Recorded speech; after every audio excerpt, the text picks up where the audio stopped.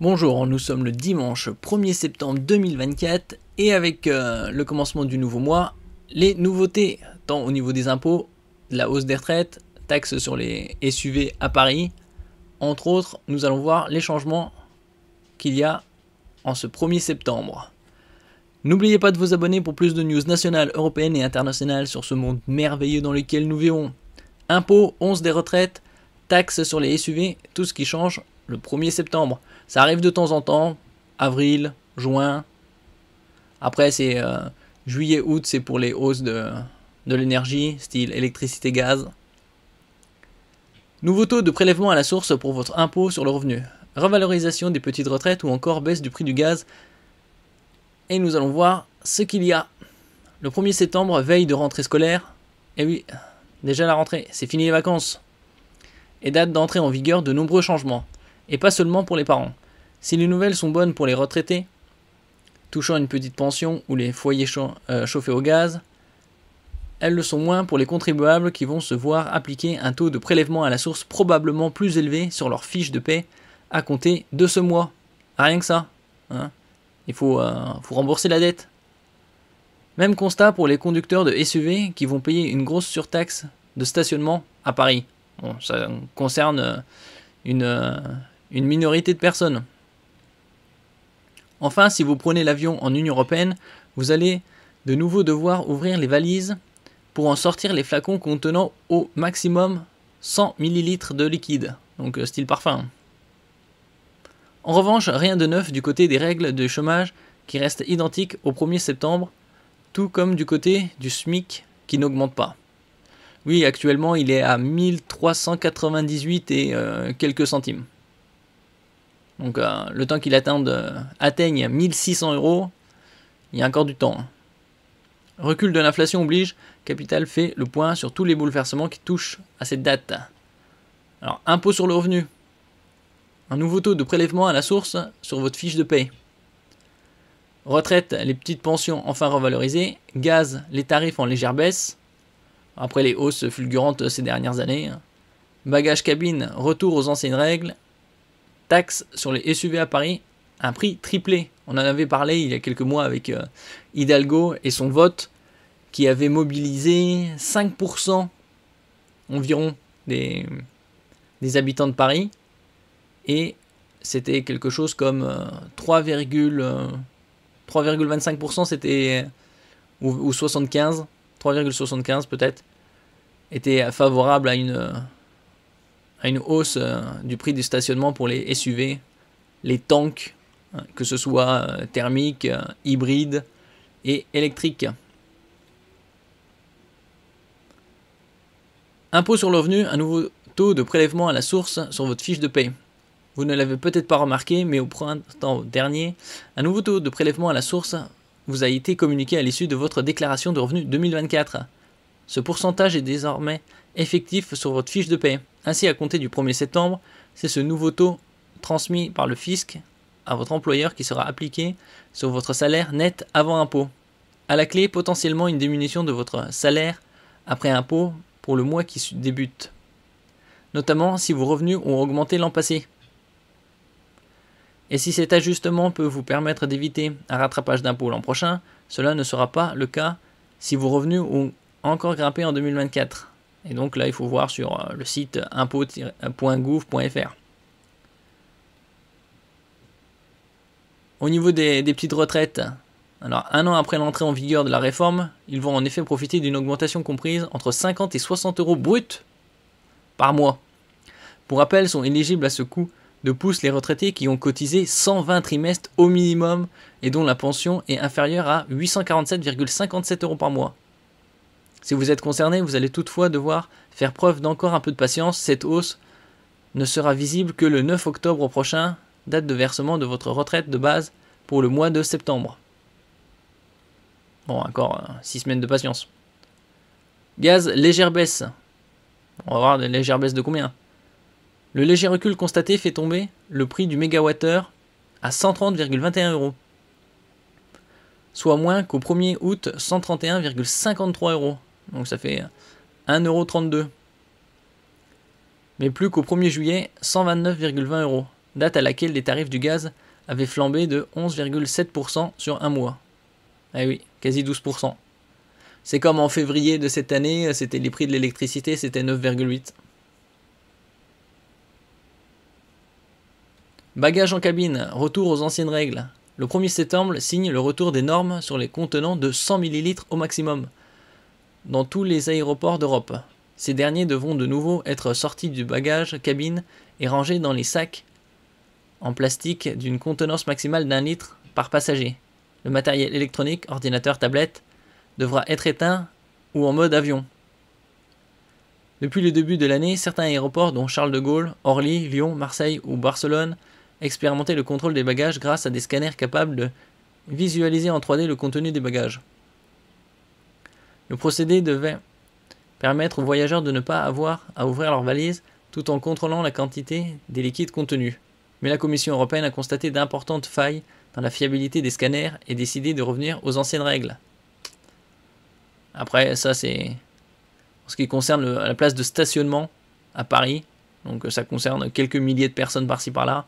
Bien sûr, il y a des personnes qui sont exemptes de cette taxe, comme les chauffeurs de taxi, les personnes en situation de handicap, les professionnels de santé et les secours. Alors ici, la hausse, c'est les propriétaires de SUV doivent s'acquitter de 18 € pour stationner 1 heure dans le centre de Paris, du 1er au 11e arrondissement, contre 6 € pour les véhicules classiques. La somme s'élève à 12 € du 12e au 20e arrondissement, au lieu de 4 €. Ces tarifs s'appliquent aussi à toute voiture individuelle thermique de plus de 1,6 tonnes et ou voiture électrique de plus de 2 tonnes, mesurant plus de 1,80 m de large. Ah, ils veulent se débarrasser des véhicules à Paris. Et les autres? L'étude du droit à la bourse devient automatique. À partir de cette rentrée scolaire, il est aussi possible de consentir à l'étude automatique de votre dossier à bourse, de votre droit à bourse, lors de l'inscription et de la réinscription de votre enfant au collège, indique le ministère de l'Éducation nationale. Si vous n'avez pas consenti à ce dispositif, les demandes de bourse de collège, selon les modalités habituelles, se font du 1er septembre au 17 octobre 2024, 31 octobre 2024 pour les élèves inscrits au CNED. 2 simulateurs, ici pour les collégiens et là pour les lycéens, permettent d'établir une estimation personnalisée du montant de cette bourse. Brevet, groupe de besoins, réforme du lycée pro et uniforme. Une rentrée nouvelle. Bon, il n'y a pas encore de nouveau ministre, hein, donc... Brevet, groupe. La rentrée scolaire est marquée par plusieurs changements cette année. Les premières mesures de choc des savoirs, réforme de l'école lancée par l'ex-ministre de l'Éducation nationale Gabriel Attal, qui est actuellement Premier ministre, ça c'était l'année dernière qu'il avait sorti ça, entre en vigueur. Groupe de niveau, rebaptisé groupe de besoins, notation du brevet et expérimentation de la classe de prépa seconde, de l'interdiction du téléphone portable ou encore de l'uniforme. En revanche, la refonte des programmes de mathématiques et de français en école élémentaire qui devait avoir lieu dès cette année est reportée à la rentrée 2025. Donc, dans 1 an. Et encore une nouvelle...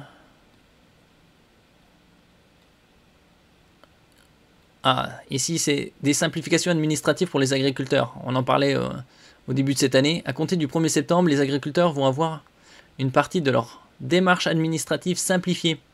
Le gouvernement a ainsi fait apparaître un décret pour alléger les formalités concernant les projets agricoles.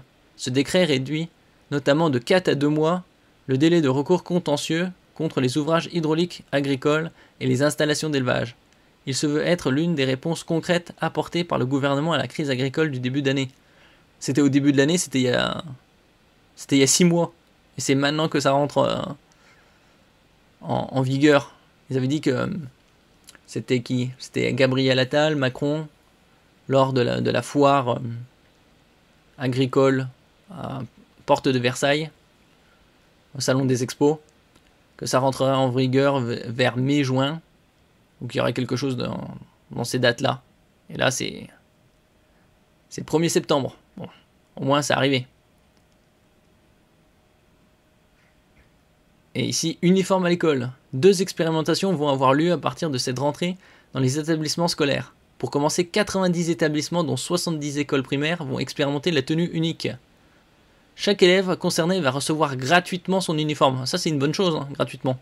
Bon, bien sûr, on sait très bien que c'est le gouvernement qui paye. Et le gouvernement, c'est grâce aux impôts. Alors, il y aura 5 polos, 2 pulls et 2 pantalons. La seconde expérimentation porte sur l'interdiction du téléphone portable et concerne 200 collèges. Problème, cette mesure annoncée par la ministre démissionnaire de l'Éducation nationale existe déjà.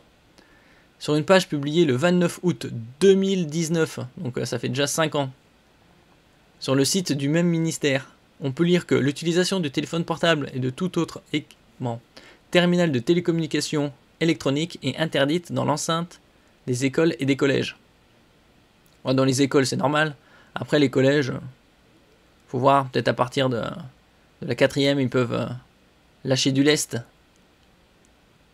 Cette rentrée, marquée par la politique des chocs des savoirs, initiée par Gabriel Attal, va également conduire à la formation de groupes de niveau dans toutes les classes de 6e et de 5e en français et en mathématiques. Cette mesure, critiquée par une majeure partie des enseignants, doit permettre, selon le ministère, de répondre au plus près aux besoins des élèves.